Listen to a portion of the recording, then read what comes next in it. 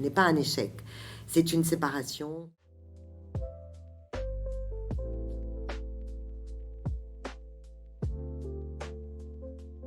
Bonjour tout le monde, on se retrouve pour l'épisode 5 de notre vitrine voyageuse et bien sûr nous passons à notre instant juridique avec notre amie Sophia Felieni. Bonjour Sophia, je suis heureuse de te retrouver. Alors d'abord je voulais te féliciter pour la rubrique de la dernière fois. Voilà, on va reprendre la chose quand même. Nous avons parlé d'adoption, donc on a choisi pour cette saison de parler vraiment de sujets bien particuliers et surtout aborder des sujets peut-être que les gens n'osent pas justement aborder. C'est le but. Donc l'adoption a fait beaucoup de bruit parce que je pense que tu as informé beaucoup de gens sur beaucoup de détails qu'ils ignoraient. Et je pense que c'est important. Je te remercie en tous les cas, c'était super intéressant. Merci. Et donc aujourd'hui, nous allons aborder un sujet qui n'est pas des moindres et donc qui est assez grave quand même, que nous avons tendance peut-être à prendre à la légère aujourd'hui malheureusement, et c'est le divorce. Voilà.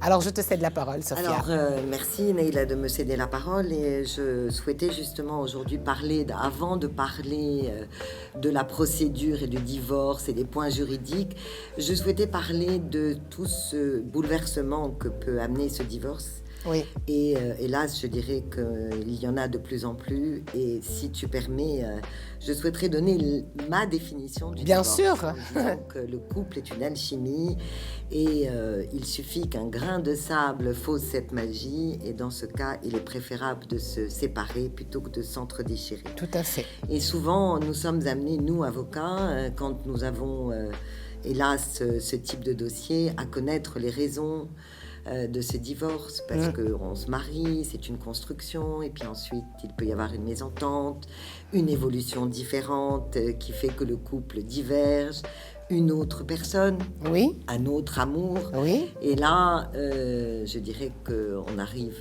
à des tensions, souvent aussi par un manque de temps, un manque de communication. Et justement, il y a un thérapeute que j'aime beaucoup et qui dit que dans le couple, nous sommes trois. Il y a le je, il y a le tu et surtout il y a le nous. Et le nous ne peut être construit et harmonieux qu'à partir du moment où le je prend soin de lui, s'écoute également. Il y a une écoute de soi-même et aussi une auto-empathie de soi-même et également une écoute de l'autre, du tu, des besoins de son conjoint. On n'est pas forcément toujours sur la même longueur d'onde, ce qui n'empêche pas justement de communiquer. Et on s'aperçoit que de plus en plus, il y a un manque de communication, un manque de temps, un manque de prise de temps. Prendre le temps de s'arrêter, de s'écouter et de voir aussi ce qui ne convient pas. Donc après, on se retrouve dans des tensions. Donc après, il y a des reproches, des jugements. Il peut y avoir aussi une situation de repli, et je dirais que ce qui est d'autant plus difficile, c'est que dans un couple, bien souvent, c'est l'un qui prend la décision, et pour l'autre, c'est subir. C'est subir, et ça peut être aussi une espèce de tsunami. Pardon, excuse-moi, oui. Comme si la terre s'écroulait sous ses pieds. Voilà. Et c'est là où je dis... et nous, en tant qu'avocats, nous nous en apercevons, c'est-à-dire qu'au moment où le divorce va être vécu devant le tribunal avec tout ce que ça comporte, alors là, beaucoup de questions. Et toutes ces blessures ressortent. Est-ce que c'est une trahison? Est-ce que c'est un abandon? Aussi la peur de se retrouver seul, cette espèce également de rejet. On se pose beaucoup de questions. Et hélas, quand on est face à cette situation de divorce et il n'y a plus de possibilité de recul.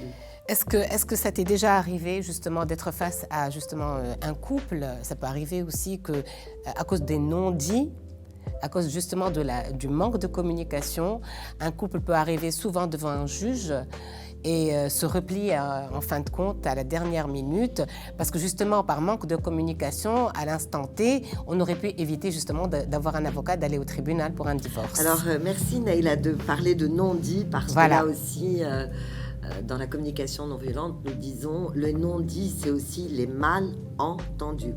Entendu, tout à fait. Et bien évidemment, le législateur en Tunisie, comme dans d'autres pays, prévoit cette audience de conciliation, cette conciliation qui peut aussi se faire en amont quand le couple décide de reporter la décision ou de prendre un rendez-vous avec un psychothérapeute ou un thérapeute de couple pour justement se donner une autre chance. Se donner une autre chance. Cela aussi peut arriver. D'accord. Et je dirais d'ailleurs que le divorce parfois n'est pas forcément, enfin personnellement, n'est pas un échec. C'est une séparation, c'est comment dirais-je, un deuil, et c'est difficile aussi parce qu'on parle du l'avant-divorce, on parle du moment du divorce dont je parlerai lors d'une prochaine rubrique, et il y a l'après-divorce. Dont on ne parle pas souvent. Voilà, et l'après-divorce, ça peut aussi amener à des dépressions, ça peut aussi amener à une grande tristesse. C'est un grand bouleversement sur le plan professionnel, y compris sur le plan social, dans sa vie sociale, parce que avant nous étions 2, maintenant nous ne sommes plus qu'1. Et aussi, ce qui est important, c'est de faire un petit bout de chemin et de réapprendre à vivre. Tout à fait. Voilà, je pense que c'est le plus important. Aussi à se reconstruire. Parce que si le lien entre le couple s'éteint, le lien familial et parental persiste et demeure. Tout à fait. Et je dis, enfin pour moi en tout cas, le plus important, c'est l'intérêt de l'enfant. Et donc, quelles que soient les raisons du couple et de leur divorce, le père restera toujours le père de l'enfant. Tout à fait. Et la mère restera toujours la mère de l'enfant. Voilà. Bah écoute, merci Sophia pour cet instant justement juridique, mais que moi j'appelle philosophique, hein, parce que là, on a parlé du côté beaucoup plus humain et beaucoup plus émotionnel de la chose que souvent nous oublions. Voilà. Et j'espère te retrouver pour la prochaine rubrique.